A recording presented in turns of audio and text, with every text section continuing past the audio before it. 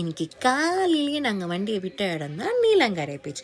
போகிற வழியில் வெயில் கொஞ்சம் ஜாஸ்தியாக இருந்துச்சா, அதனால கொஞ்சம் ஜூஸை குடிச்சிட்டு பயாக்கல்ல கொஞ்சம் பிரியாணியை சாப்பிட்டுட்டு அப்படியே ஸ்லோ மோஷனில் எங்கள் தலைவர் பீச்சில் வாக் போட ஆரம்பித்தார். தாத்தா ரொம்ப ஸ்லோ மோஷனாக போகிறாருன்னு சொல்லிட்டு கையை விட்டுட்டு தண்ணியை பார்த்தோன்னே தலைவருக்கு குஷியாகி ஓட ஆரம்பிச்சிட்டாரு. சரி, அவர் தான் ஓடுறாருன்னு பார்த்தா கூட அவங்க அப்பாவும் சேர்ந்துக்கிட்டாரு.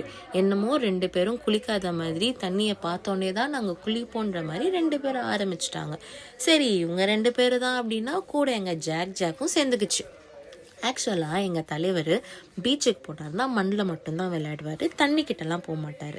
இன்றைக்கி கொஞ்சம் க்ரௌடு ஜாஸ்தியாக இருக்கவும் தலைவர் தண்ணியில் இறங்கி சரியான ஆட்டம்.